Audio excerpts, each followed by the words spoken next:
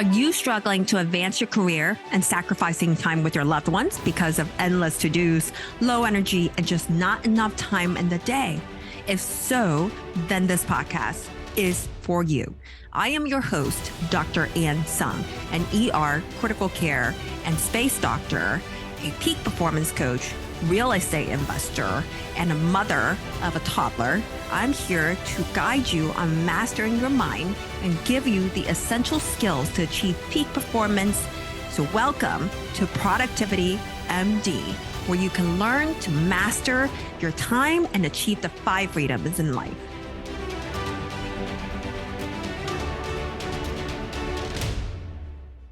Hello, welcome to Productivity MD podcast, and I am your host, Dr. Ann Sung. Today, I have here Dr. Heather Awad. She is a family medicine boarded physician, and currently she does 50% weight loss coaching for professional midlife women and beyond, and then also 50% long-term real estate investment. And she also is a mother of 4 as well. She just does so much. And the reason why I wanted to bring her on is number one, how did she handle everything with 4 kids and able to transition from clinical medicine to where she's at now? And number two, vitality is a huge thing in productivity and peak performance. And it's super important to have peak energy so that it can kind of help you in the rest, all the other areas of your life. And that's the reason why I wanted to bring Heather on. So thank you so much for coming onto the show. Really appreciate the time. Can you tell the audience a little bit, expanded version of what I just said about your backstory and really why do you do what you do now? Sure. Thanks for having me on. I find your podcast fascinating. I love hearing about how other people, managed to live these kind of busy, up-leveled, fun lives. So why I do what I do is I, had done pretty well with my weight most of my life. And then all of a sudden in my mid-40s, not even knowing that I was in perimenopause yet, the first thing I actually noticed was that I started to just gain weight without changing anything I was doing. I was an exerciser. I ate pretty healthy. And then all of a sudden the weight just kept going up and up. So I tried all the things that had worked for me before, and I was very surprised that they just didn't work at all. And so my weight actually got to a point where I knew this is an unhealthy range. And I got worried about disease and thinking, am I stuck with this? So I did some of the diet things, I thought, well, this will be fun to try keto and paleo. And those made me feel terrible. So I quit those. I did one of those app-based diets and I worked really hard for 6 months and got my weight down and then yo-yoed back even higher. So it was terrible. And I just thought, there's something wrong with me. What is this? But I, then thought, well, if the conventional things didn't work, let me do some research because I'm a doctor. I'm going to research this. And what I found was that the body changes at midlife make what you did before not work anymore. And a lot of the traditional things not work anymore. And I think that really the magic of weight loss at midlife is understanding that we have a bump in insulin resistance with that big drop in estrogen that comes there. And paying attention to that can make weight loss much, much simpler. Now, I would like to say that I just understanding that went on from there, but I had some issues with being a caregiver. A lot of us who are doctors are caregivers and we have our families and we're pretty stretched. And I went to do some coaching where I was getting coached with some other women physicians. And then kind of that world opened up to me where I found, I could put myself first and still be a good mom. I could take care of myself and still be a good doctor. I can have my own back. No one else is coming to take care of me. I need to have my own back. And those ideas, all of a sudden weight loss got really easy because I was eating a lot of the frustration and resentment around just being stretched too thin and working too hard, taking care of all the people and all the things.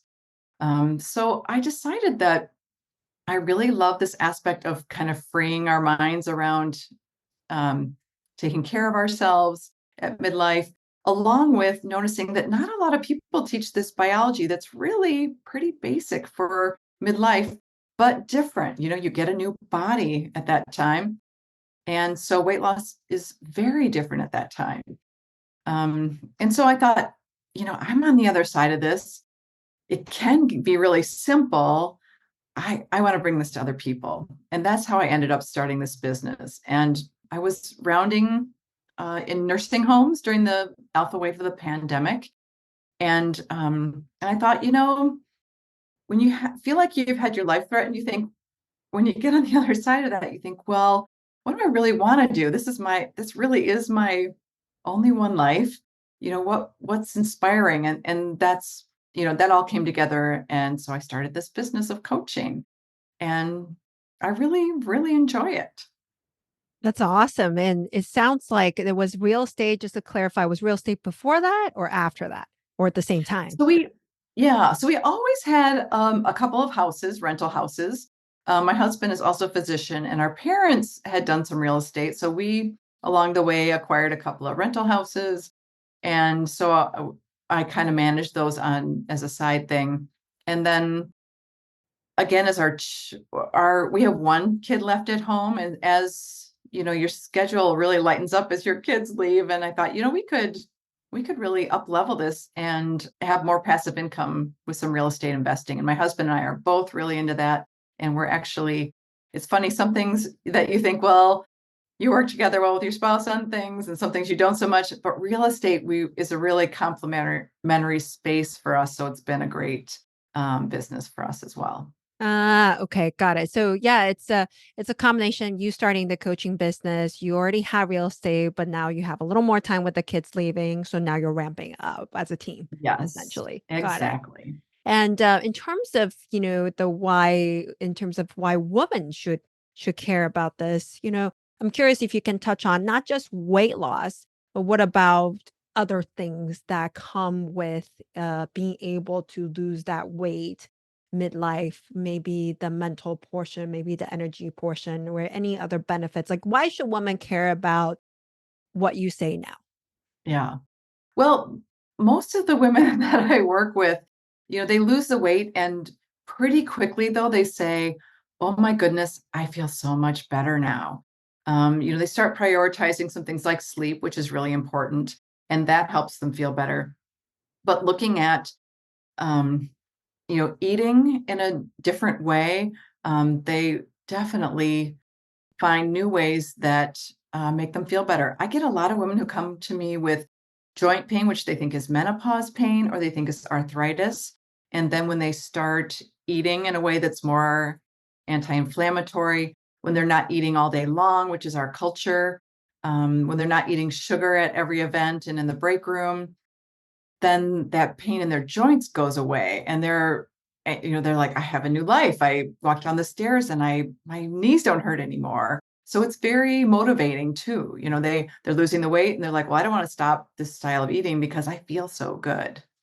Yeah, it's more like they've started a small commitment, and then as they saw incremental gains, that they're scared to go back to the way they were Yes, before. yes. In fact, I tell people, like, have pie at the holiday or whatever, have pumpkin pie at Thanksgiving. And they're like, maybe I'm not sure I want it, because I know my knees are going to hurt the next day. And so I don't know. I'll think about it.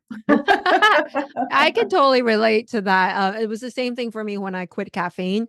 Um, Oh, Back in critical care fellowship, I was taking caffeine pills right when I oh wake gosh. up because the Keurig just takes too long to take effect. So 200 milligram pop it, then I make my Keurig for the way to before Oh, rounds. sure. It Yeah. was so bad, 4 shots and espresso, and I wonder why, and flipping, nights and days, 12 hours, 13 hours in the Wow. ICU. And I wonder why I could never wake up rested. Um, Right. and then so when was doing this test to check my natural energy throughout the day from, I Mhm. think, the One Thing book or Deep Work Oh, book. I yeah. can't remember. And maybe it was a Deep Work book. You want to check your natural, like, productivity, max productivity. So I had to quit caffeine. And felt so good sleeping. Like I actually felt like I rested that I was so scared to touch coffee again. I believe it. So After all that time of flogging yourself with caffeine. yes, yeah. So I Yeah. completely get, you get to a point where the reward has become so great and quitting alcohol too. I used to have to take Yeah. ibuprofen after alcohol because of the muscle soreness and joint pain. Yeah. So I totally get it. So in terms of, so it sounds like, if you just start down this path, not only you'll get your energy back, the pain that you thought that would be like long term for you would not be there. And actually your mental energy, your mental space is freed up and you could probably be more present with whatever you're doing professionally and personally and Yes. actually have more successes that way. Right. Because a lot of people are, at midlife are leading teams or they have their own business and they notice that they can really do more and be a more effective leader and, move their business forward with new projects, all from feeling more energized with better food. Yeah, okay. And what about, I'm gonna ask you, what results can they see? I know timing may be different for everybody, but I'm curious, like, um, if you can give a rough timing of Sure. of when they can achieve some sort of progress, typically, if they are disciplined enough to do what you say. Sure. The people that come to work with me really come to get the accountability. And the people that come to all their accountability meetings tend to lose 15 to 20 pounds in 3 months. That's pretty typical. And then they kind of go on from there. So that's a pretty typical weight loss for my group. There are people who sign up and then do not come to those meetings and they do not lose as much weight. There are some outliers as well. There's people that go really fast, which I kind of work on them not going so fast because I think it's not healthy to lose weight too fast. But also there are some people who will find that they have something else going on that slows them down. Like, we had a woman that I said, there's stuff going on with your sleep from what she was describing. And it turned out she had really bad sleep apnea. So that slowed her down in the beginning. And then it kind of took off again once she got that sorted out. Okay, yeah, that's huge in terms of like you said, oh, close to 15 pounds in 3 months. That's like 5 a month typically. Yeah. Yeah.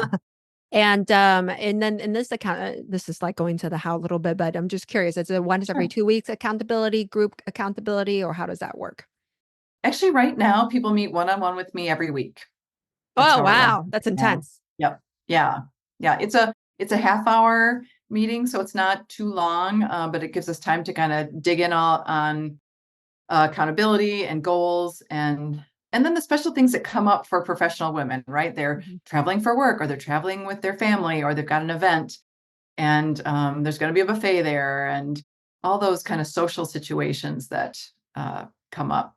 Okay, And yeah, we'll be well, like, okay, what's happening this week? And they'll say, okay, I got this thing I'm worried about. And we talk it through and make a plan. okay, we'll dig into that a little bit more on the plan portion. Now, in terms Sure. of your own vision, in terms of where you want to take this, ideally, let's say in 5 to 10 years, where do you see yourself in terms of the coaching and real estate with you professionally, and maybe some of the goals with your family, the vision with your family? Sure. I mean, professionally, I think this coaching program is going to grow. Right now, it's mostly one-on-one. We're going to add a group coaching program this year. And I'd like to grow it and then eventually get a partner so that it lives on. I think the science behind it is great. The coaching part behind it just comes together so well that it really helps a lot of women. And I like it to help inform how we talk about how we eat in our country because we eat in a way that increases insulin resistance and it's not good for any of us really. But it's especially important for women at midlife. Yeah. Um, the real estate, my husband and I are going to continue to grow this. We're each time that we buy something, we're buying something larger and working with more partners in new ways. Um, I think, sometimes I think, well, how do I have time to do to grow both of these? but we're also working on building our team so that we have more people working on things that are in their zone of genius. We just hired a bookkeeper. We're getting close to hiring an admin person who's going to help us get things done. We do have property managers.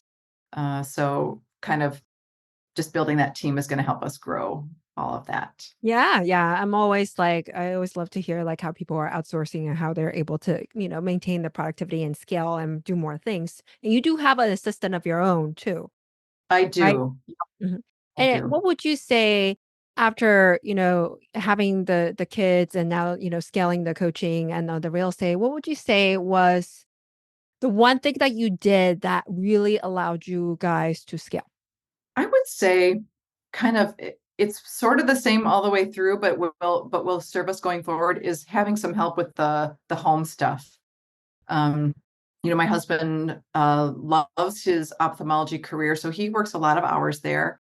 And I have juggled working less hours when the kids needed more time and more hours now. But really, when our kids were little, we hired a nanny because we couldn't make that daycare end time, right? Because with two Mhm, physicians, there was no way that we could be there, promise to be there at 6 o'clock every day. So we mhm. hired a nanny and soon realized this person is helping us run our life.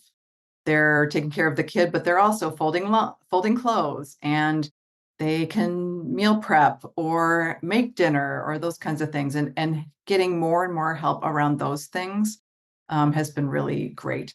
I like to cook, but I don't want to do it 7 days a week. But I want us to eat healthy food, and we like eating at home. So, we were able to work that out with our nannies. And we only have a 17-year-old, or sorry, she just turned 18. We only have an 18-year-old at home now. So I don't have a nanny, but I did just hire someone to come do some of those additional house things like folding laundry and some of the just little things that would take me a couple hours here and there and distract from what I'm trying to do with my business. And I'm just not interested in it.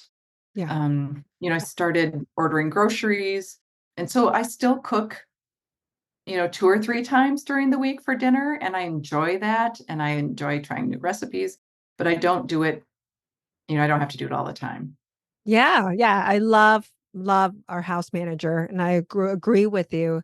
It was when I had my first baby, when the baby was, like, 2 months old, I was like, "I'm not making any progress in my work at Yeah. all. Is this like, do I just stop at the side of my life or what?" And then that's what forced me to get an assistant, a house manager, nanny, all that stuff. So I agree.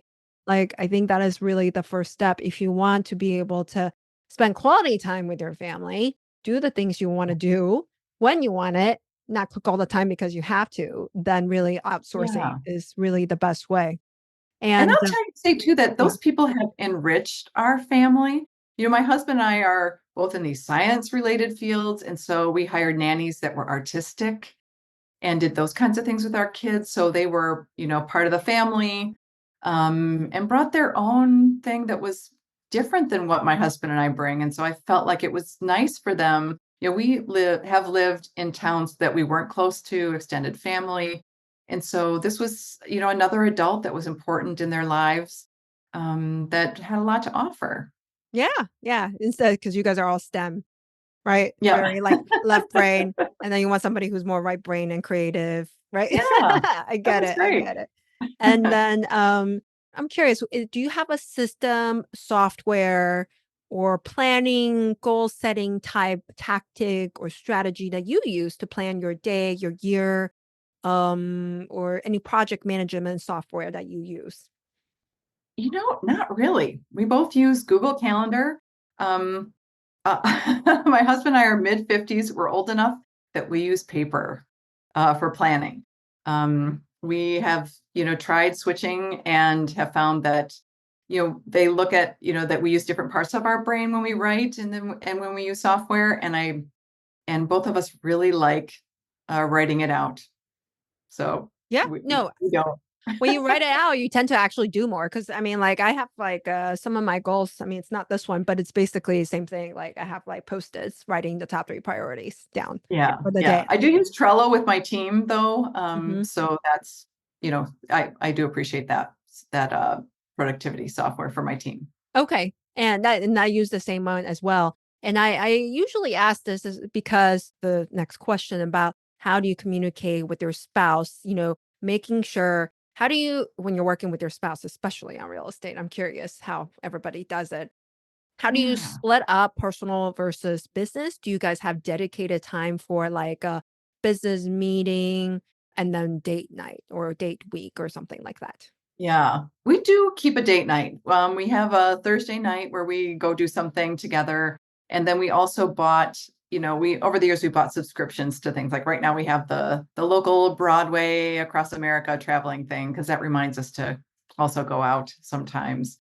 But otherwise, he and I both like to work, so that's a little bit of a maybe a downside. I don't know, because if it's Tuesday night and we're sitting there, we'll be like, well, why don't we pull out this stuff and take a look at those spreadsheets, or the cash on cash calculator for the apartment building, or we think that's fun. When Martha Stewart started saying that she thought work was fun and she liked working a lot, I thought, oh, good. I'm not the only one. So we do like that. So we do try to carve out some time. And I do, on weeknights, if I have kind of a hard stop time from work because you know how being an entrepreneur, you can just go, go, go. And then if my kid isn't around or whatever, I might do a little more work later. But I also really like Saturdays, I don't work at all. Mhm. Um, and anytime I'm tempted to, I stop myself because I know that I need recovery time and my brain needs to not be constantly thinking about things because you don't I think when you work 7 days a week, then nothing inspirational bubbles up. Like you need some time where you're not thinking about your business that you love. So you need a white space, basically, right? You need Yeah, white yeah. space for that aha moment to actually connect like one idea from like an idea that's like seems to be far away. Yes, Mhm. yes, definitely. And how do you set your non-negotiable time with your leftover like one last child in the house, right? And they're going to go off to Yeah. college soon. And so, the time is very precious. How do you set that time with her?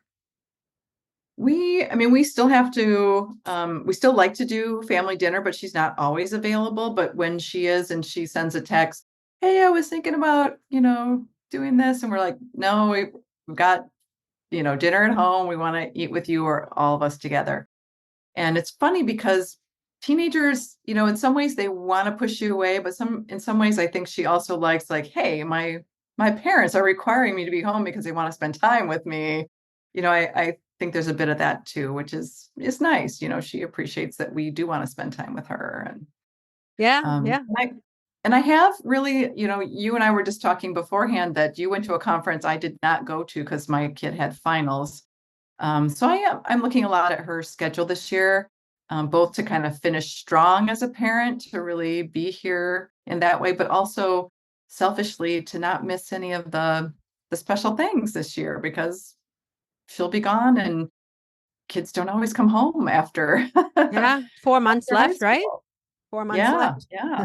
So Yeah, it would be, like, bittersweet probably, but, yeah, definitely. I'm just thinking, like, yeah, I guess for me, it's, like, 17 years, Yeah, 16 you got years, a ways. but it already feels, like, really fast already, the past, like, 19 months.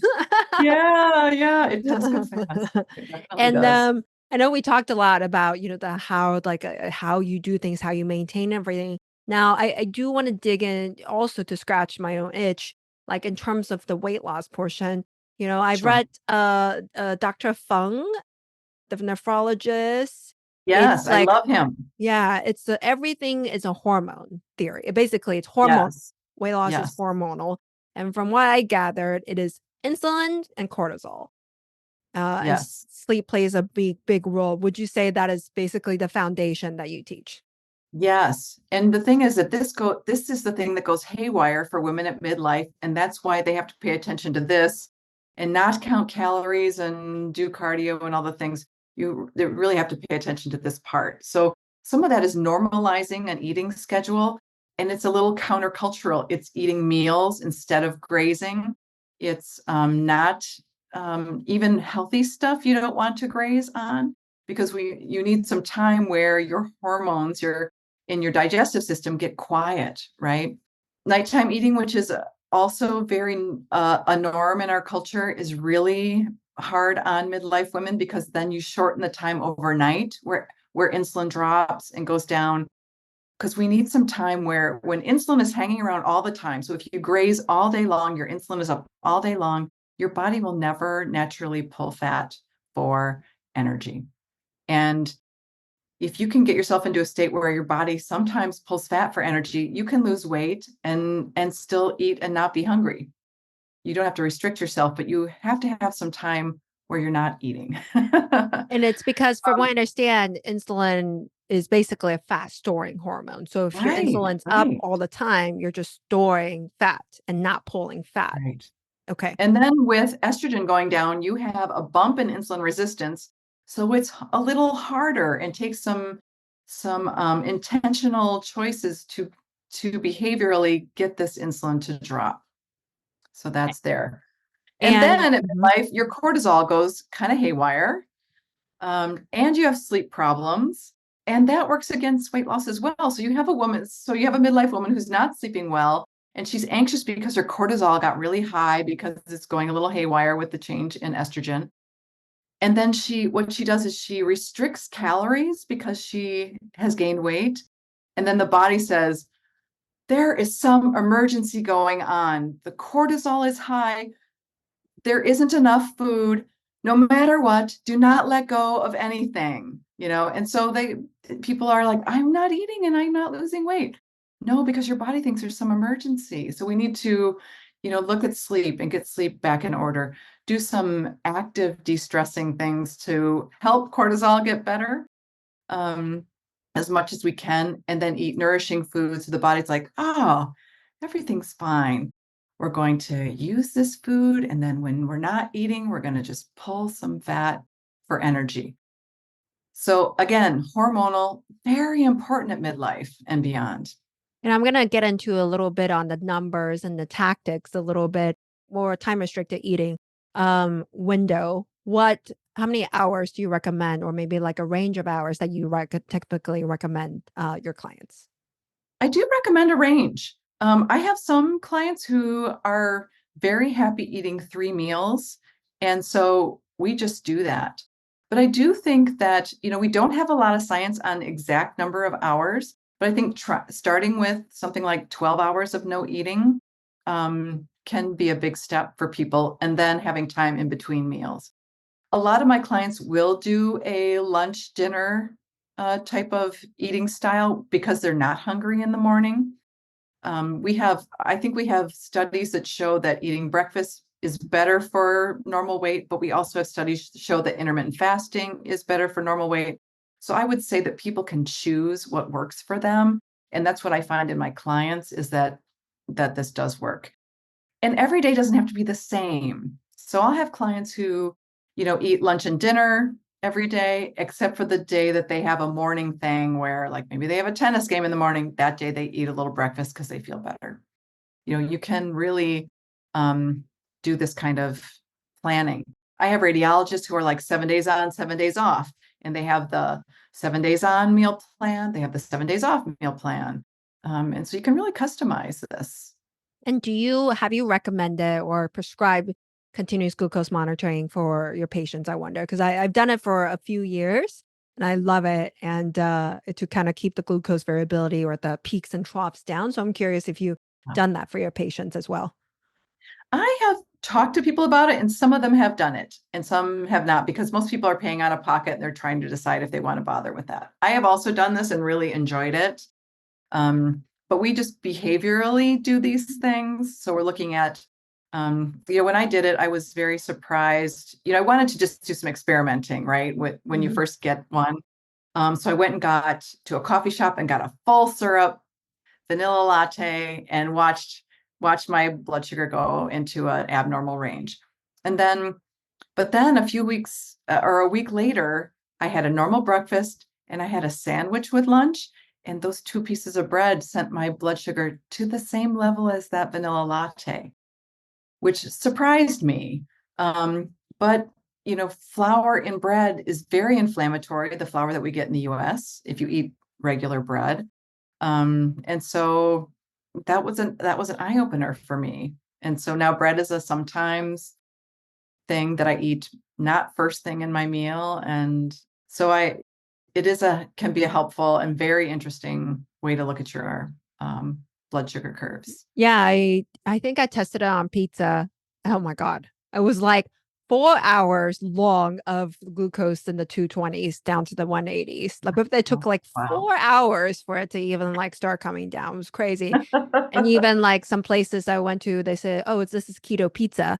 And I got keto pizza, but it's still, I think it elevated to like 150, 160s, which something was in the flour. Yeah. And do you do European flour or something with no glyphosate? Or I'm curious, do you just do it like every now and then US, that's fine for you? I just do it now and then. Every now and then I have it. I do Okay. have some clients who do that. Like I have a client who I worked with before that was from France, and so she used European flour. Some of my clients have tried some of the ancient grains breads or sprouted breads and really liked those as a switch over. Some things aren't worth replacing. It's just worth pivoting to Mhm. something a little different. Like I don't really miss having sandwiches anymore, even though I used to be a sandwich every day person. I usually have leftovers from a homemade dinner that I really like, or I'll mix something up as a bowl with extra vegetables that would be a sandwich. That pivot has been no trouble. So, Yeah, I agree. I think I did the same thing when I was in residency from my coach at the time. I was losing about 1% body fat by caliber each month. But when he took a look at my food diary and was like, because I'm Asian, so I have rice, I have dumplings, I have noodles, you know. yeah. So Yeah. he took those out. I don't eat bread, but it's those things. The brown rice, even brown rice, Mhm. dry noodles that you cook, noodle soup, took those out, and then the following month was 6% lost. It was so fast. Wow. So Wow. I totally agree what you're saying. This does not have to apply to midlife. This is like all life, really. Yes. Like Yes. Yeah. the And I insulin do get portion. Uh-huh. Yeah, and I do get people who come and say, I want to eat my cultural food. I doctors who are like, I come home and my mother-in-law has made this wonderful Indian meal. And if I don't eat that, then I have to make my own dinner. And so we, talk about things like, have a small scoop of rice and then put all the rest of it on top, and that's the main part of the meal. And people do well with that kind of thing, if they aren't going for a goal like body fat percentages. So And um I'm curious then regarding, from what you've seen your clients, have you seen any limiting beliefs that they have that unless they break through that it will be very hard for them to lose weight? Yeah. A couple of them that come to mind are one, honestly, is that they have to believe that they can lose weight because some of them don't. And I often I have a whole group of people who are clients of mine who say, I didn't believe I could lose weight, but I saw this friend of mine who worked with you. And so I thought if she can do it, I can do it too. Because they think their body is broken at midlife and it's just a little different. So this is a workable problem. The other one that I think is difficult is people think that if they turn down food from someone else, that they're not a nice person. And that is a Interesting. difficult limiting belief too. Huh. So we try to do some experiments with that. Like, what if you just said no to your mom when she offered the cinnamon roll? And sometimes people say, "Oh my goodness, she just said, okay, do you want an egg instead?" And and it was fine, or they've noticed that some of these people that have been kind of pushing food on them, they decide they don't actually care what those people say. I was talking to someone last night who said this person at work pushes these weird soups on me and is really offended if I don't eat them. And I asked, well, do you care about offending this person? And she says, no, this person's kind of generally annoying at work. And she does this about a lot of things. I said, what if you were just okay with offending her and saying, no, thank you, I don't want any soup. And I said, does that sound like a mean thing to say? No, thank you, I don't want any soup. And so people find ways of very nicely, you know, not eating the thing that someone else wants them to eat. Or finding it, and also finding a different way I guess I would say the other thing that people worry about is that food is connection in our culture. And there's still ways to connect while not overeating or eating something that you don't want to eat. You can eat a meal with family and just not overeat. You Mhm. can, if someone is pushing food on you, you can take it home with you and you have accepted that love. Like, thank you so much. It's so lovely. Can I take it home? Because I don't want to eat anymore now. And then you don't even have to eat it later. You already accepted the love and by taking the package. Yeah, I agree with you regarding the culture thing. I used to be a lot stricter in terms of what I would eat, and like you, I went through like no fat, high protein, Yeah. keto. Now it's just like not strict keto, but like 50% fat, and lots of healthy fat, 25% carbs, Yeah. 25% protein, but very restricted in terms of inflammatory versus like flour, dairy. And it's so funny. So I've like let myself try things now when I go out to eat with friends, and then they would make the comment, "Wow, Anne, you're fun now." Like and the same thing when I quit drinking too. Yeah. There was such a big I used to be. I mean, I used to be the person who pushed people to drink. Okay. And it's like, "Drink this," and I would get them drunk. But all of a sudden, when I stop that, they feel like there's, like, a loss of connection. If I don't wanna try the food they order, that's a loss of connection. What do you Yeah. do? Or another thing, if you're eating, like, healthy kale chips or something like that, people look at you like, "Oh, it's green." So how do you deal with that? And then, Yeah. the flip side is when you start on this journey, maybe you feel actually alone and siloed. Yeah. I mean, some of it you have to be willing to eat what nourishes you and what makes you feel good. And you have to feel really centered in that intention that, I've noticed now what works for my body and what makes me feel good. And most people don't want to go back when they feel that good. So that part you just have to you're get good with. And then if people make fun of your kale chips, you just, that part's okay. There are different ways to connect with food. And I take this kind of also from people who have food allergies and cannot eat the thing. Um, or, just thanking people, talking about how beautiful it is the thing that they made, but not eating it. And one thing with kids too, I had a client who went to Italy and her daughter wanted to eat gelato every afternoon. And she said, "That's awesome, but I am an adult and I do not want to eat gelato every afternoon. It doesn't sound good to me, and it's not going to serve me because I've just lost weight and I want to maintain my weight." And so she came up with the idea to connect through pictures. So the one or two times she did have gelato, she took the pictures when her daughter had it. She took pictures of her near all the cute things in Italy so that so her daughter could put these up on social media and they could still do selfies even though my client was not eating the gelato.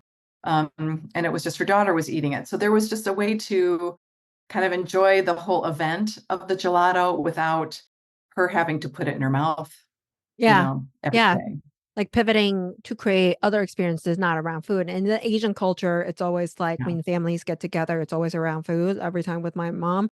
And Yeah. trying to go out to more parks maybe for connection instead of Mhm. surrounding by, 10-course meals or whatever, like Asian weddings. So, Yeah, yeah. And I had another uh, client too who said they always met for dessert and it was summertime and she asked her friends that always got together. She said, "Hey, what if we walked around the lake today for our meetup?" And they loved that idea. And there wasn't even talk about the food and she felt super great about that.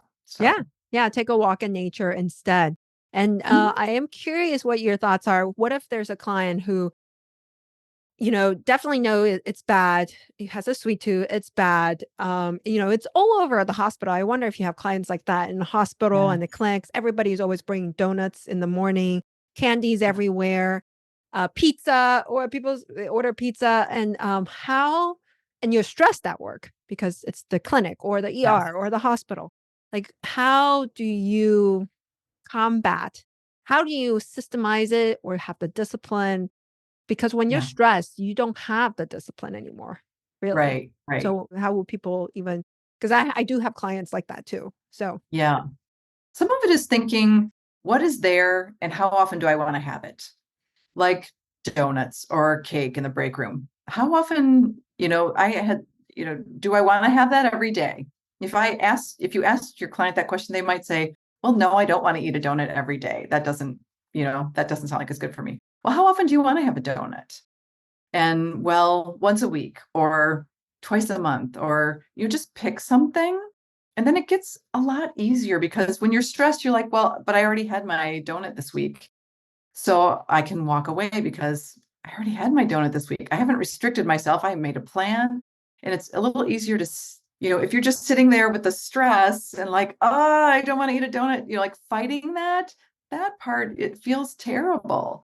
So when you're feeling stressed and you're like, oh, the day that, you haven't had a donut that week and you're stressed, you're like, oh, it's my donut day. Yay, I'm going to have it. And you just enjoy it because you plan to have one donut a week.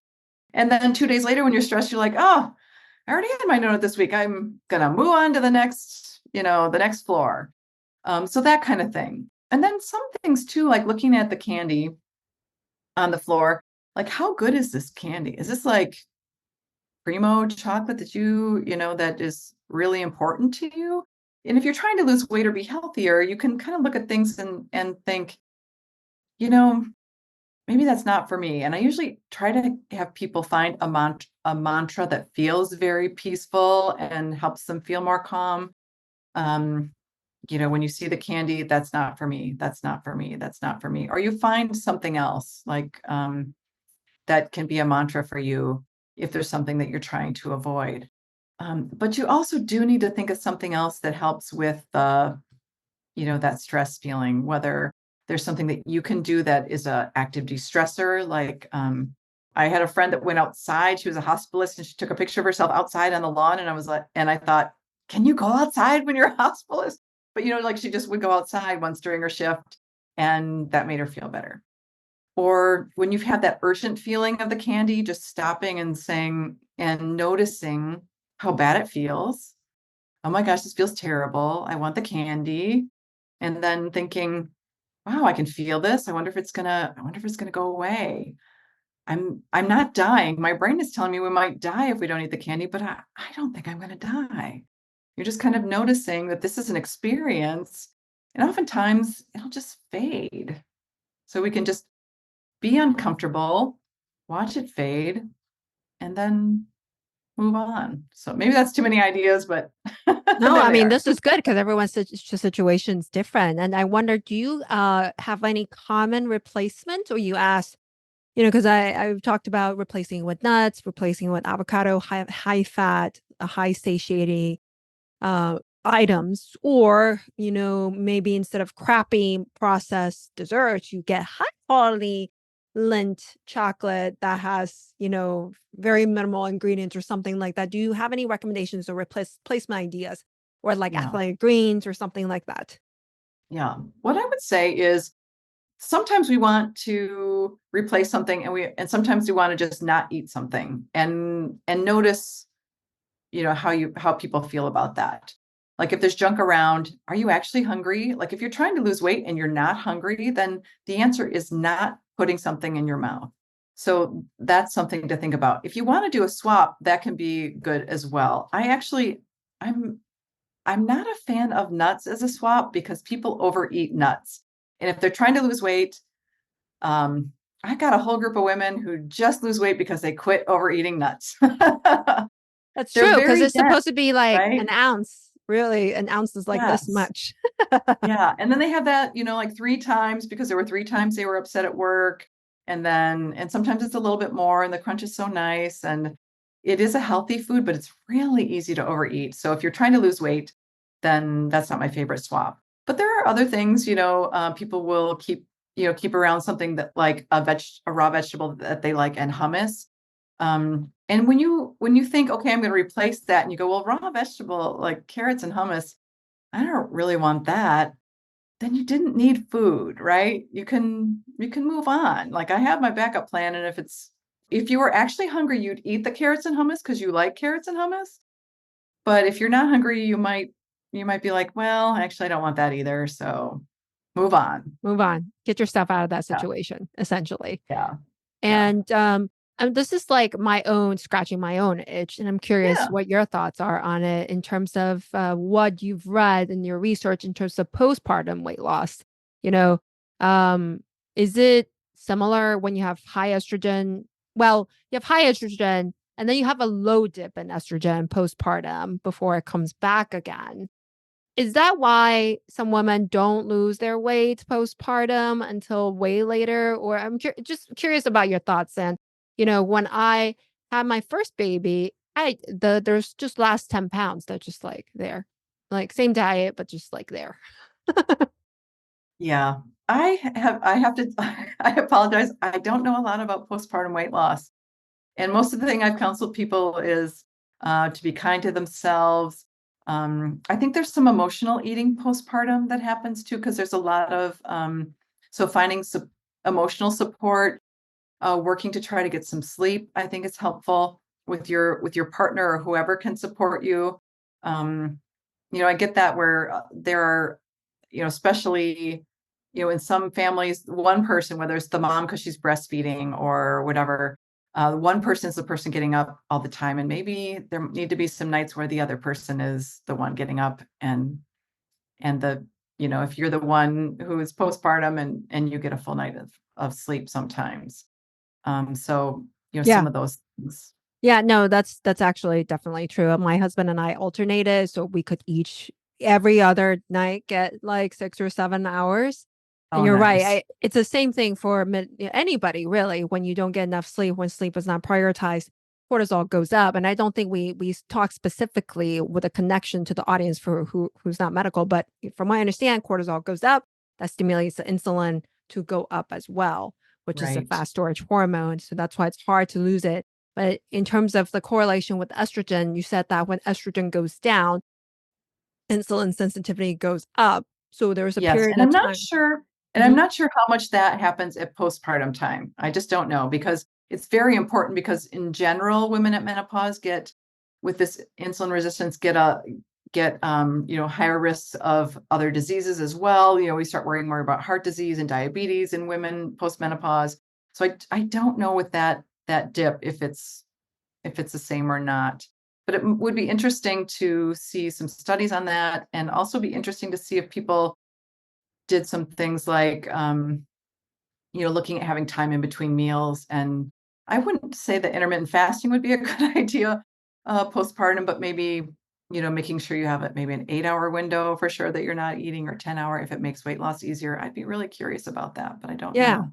Yeah. I mean, I did all my progesterone, estrogen, testosterone, they were like all low postpartum. So I know for sure objectively, I definitely had low estrogen, but I wonder about the insulin resistance part because, yeah, Yeah. yeah, that's interesting. And I know we're almost at time here, so I wanted to maybe one last question. Have you Mhm. found anything that has been very useful for your clients to really decrease their stress, decrease their cortisol? Sleep is one. I'm curious, is there Yeah. some other recovery tactic? Or really, if you don't prioritize your sleep, then forget about everything else.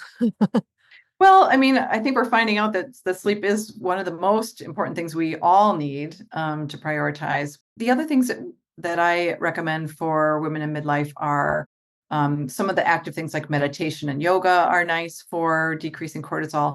And then when they choose, women at midlife, without dumping or jumping deep into exercise, need to do strength training to keep their muscles going and keep their metabolism up, and to keep strong. But for the cardio part, I really recommend people do something that they enjoy at a level that they enjoy. So if they're going to walk, walk at a pace that feels joyful and fun, and talk to someone. Take a dance class if that sounds fun for you. I like playing sports, so that's fun for me. Other people would feel like that was like, oh gosh, now I got to go, to that thing and play that sport. And so you want to do something that feels like it's stress relieving. So something that sounds fun. Maybe pick something up that you did as a kid, again, or try something new, but definitely something that spiritually, mentally feels like, oh, I just feel better when I do this because it's fun. You know, going to the elliptical at the gym and pounding out is usually doesn't feel that great for a lot of people. And we measure that people get higher cortisol from that. In fact, I was reading something recently where they looked at blood sugar curves again.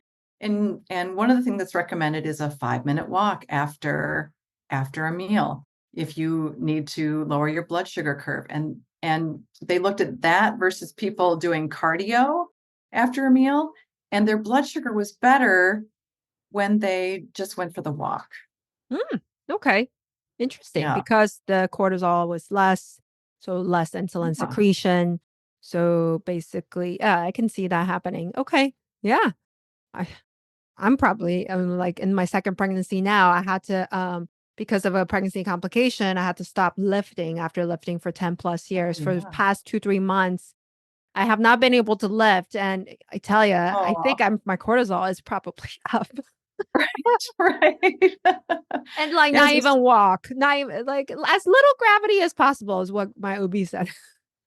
Yeah, that's a tough deal. That's really a tough deal to think about what could be fun and But that's it. I love your idea. Like just do what's fun for you. Pick an aerobic activity that's fun for you. Don't do it just because other people are doing it or because yeah. they're telling you to. Strength training is important to keep up your bones too and your Yes. muscles. Mhm. And if you have muscles, then when insulin is secreted, the muscles can actually pull in those glucose and actually use it to Right. grow. So, okay, awesome. And if you were to leave like one action item, one or a takeaway for the audience, what do you think it would be? I would say that weight gain that comes on at menopause is kind of its own problem and is very solvable. And if you want to try just one thing, I would say try eating 3 meals and not having snacks and not overeating at those meals and see what happens. And in between, if you're hungry, like you can feel your stomach is growling and you have that gnawing feeling, then eat some nourishing food. So It's simple, right? it sounds simple, and people are like, "No, that can't be it." But then it is, Yeah, you know. eat the colors, essentially. Eat whole foods. Yes, yes. And it's important to have protein and fiber and healthy fats at every meal. So some protein, some vegetables, berries, fruit, and a little bit of fat in there, which you'll get if you have meat, or you can use, you can cook with olive oil or whatever you need. Okay, awesome. And how can you tell us how people can find you or to if they want to, to work with you as their coach in Yes. this, how can people find you in like a very, very brief structure like your I guess we talked about your structure already. Like if you want already have like concrete details about your cohort coming up, please share that as well. Sure. I would say just go to my website, heatherawadmd.com or vibrant-md.com will get you there. There is a free mini course for professional women at midlife to talk about why you don't need to count calories and macros and why you don't need willpower and kind of what the magic is for weight loss at midlife. And also a podcast. Yes, the Vibrant MD podcast is available on all the platforms, and I talk about weight loss, women's health, and food there. Awesome. And do you have a date of your cohort at all? Or it's not planned yet? We are evergreen right now. Anyone can join at any time. When you go to the website, there actually is a spot where you can book a call with me, and I'll give you some real results. You'll tell me your weight loss story, and I'll give you your 2 next best steps. And through that conversation, if you feel like, gosh, I want to work with her and get some accountability, then we sign you up at that time. And if not, then you've got your 2 next best steps, and you can just go on from there. All right. So, anybody who is in your midlife professional woman who wants to either learn how to eat, free up more time, more energy, please reach out to Heather. And that's Awad, Awad. Listen to our Yes. podcast, book the call now. I think, even though it is, just book a 30-minute call, right? That's Yep. typically how Yep. long it is. Yeah. If, somebody is offering you some tips, through her wealth of experience, there's no risk at all. Just book a call and then see what your next 2 steps are. And that's all it takes. And if you can just take one takeaway from it, one micro action, do it right after this, or make a commitment to yourself to eat 3 meals a day, or say one donut a week, or whatever it is. Just make one commitment after this. So, um, thank you That's so much. beautiful. Thank you, Heather, again for. I think I went over time because I was just so I wanted to pick your brain for my own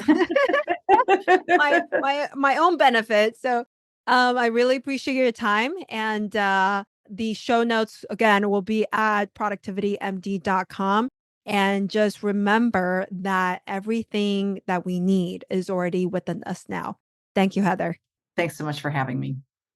Disclaimer: this content is for general information purposes only and does not constitute the practice of medicine. No doctor patient relationship is formed. The use of this information linked to this content is at the user's own risk. The content is not intended to be a substitute for professional medical advice, diagnosis, or treatment. Users should not disregard or delay in obtaining medical advice for any medical conditions they may have, and should seek the assistance of their healthcare professionals for any such conditions. The views are personal views only and do not represent any university or government institution.